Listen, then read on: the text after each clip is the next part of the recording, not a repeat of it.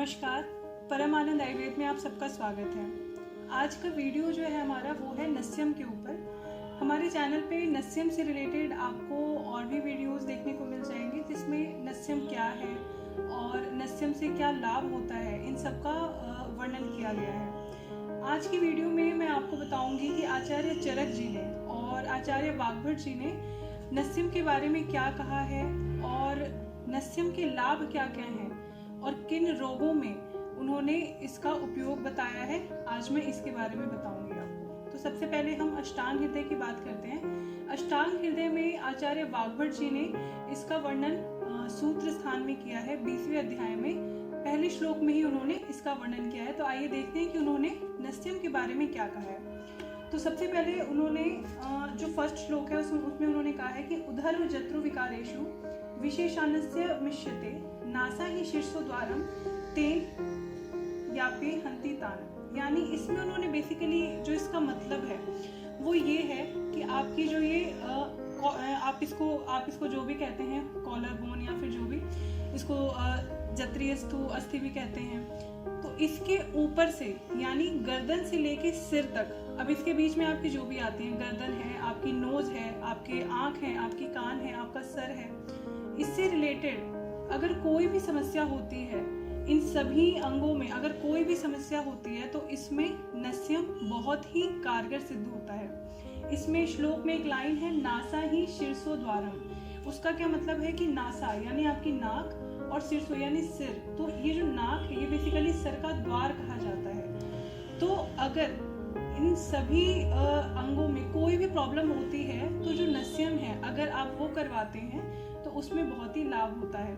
उन्होंने क्या कहा है कि इस द्वार से दी गई नस्य भीतरी अवयवों में व्याप्त होकर उन अवयवों में होने वाले रोगों का विनाश कर देती है। यानी आप जो नाक से जो भी दवाई डालते हैं, बहुत ही आश्चर्य की बात है कि सिर्फ 3 या 4 बूंद घी या फिर तेल डालने से ही आपको जो भी परेशानियां हैं गर्दन से ऊपर यानी इन सभी भागों में कोई भी समस्या है तो वो पूर्ण रूप से ठीक हो जाती है। तो ये तो बात हुई आचार्य वाग्भट जी की। अब हम बात करते हैं कि आचार्य चरक जी ने क्या कहा है नस्यम के बारे में। तो आचार्य चरक जी ने चरक संहिता में सूत्र अध्याय में भी सूत्र स्थान में उन्होंने कहा है 5वें अध्याय में 52 श्लोक से लेके 56 से 62 श्लोक तक। तो देखते हैं उन्होंने क्या कहा है।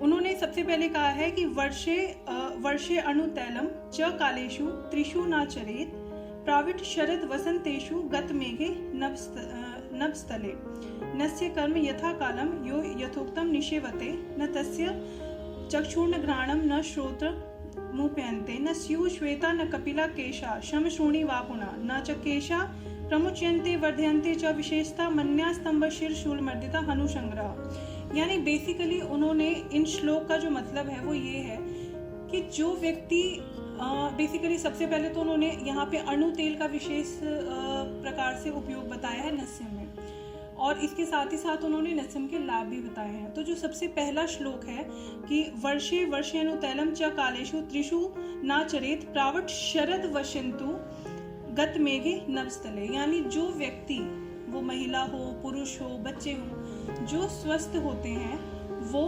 वसंत ऋतु और शरद ऋतु इन दोनों ऋतुओं में नस्यम करवा सकते हैं। जब मौसम साफ हो यानी जब आकाश में बादल ना हो तो ऐसे व्यक्ति जो कि स्वस्थ हैं तो वसंत ऋतु और शरद ऋतु में नस्यम करवा सकते हैं। बेसिकली यहाँ पे मैं एक लाइन ऐड करना चाहूँगी कि जो व्यक्ति स्वस्थ हैं वो तो वसंत और शरद ऋतु में हर साल करवा सकते हैं, लेकिन जो व्यक्ति बीमार हैं, जिनको कोई समस्या है, जैसे किसी को साइनस की प्रॉब्लम है, किसी को हेडेक की प्रॉब्लम है, तो वो फिर बेसिकली इन ऋतुओं का वेट ना करें, जब उनको समस्या होती है तो फिर वो नस्यम करवा सकते हैं। इसके बाद जो नेक्स्ट जो श्लोक है वो क्या है, न तस्य चक्षुर्ण घ्राण न श्रोत्र पहनते न शिव श्वेता न कपिला केशा श्रम श्रोणी वापुना। यानी इसका क्या मतलब हुआ कि बेसिकली आप यहाँ पे एक वर्ड सुन रहे होंगे कपिला केशा, यानी जो आपके बाल हैं, ठीक है।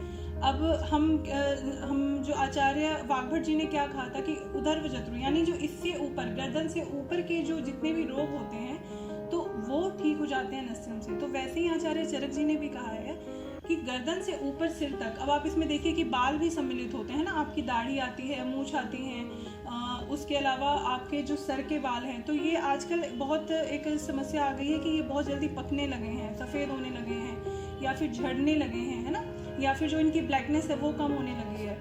तो आप अगर नस्यम करवाते हैं, जो स्वस्थ व्यक्ति हैं, अगर वो पूरे साल में वसंत और शरद ऋतु में, अगर वो भी सिर्फ अगर इन दोनों ऋतुओं में अगर करवाते हैं नस्यम, तो जो इनके बाल हैं ना तो वो झड़ेंगे और ना ही वो सफ़ेद होंगे, वो काले ही बने रहेंगे।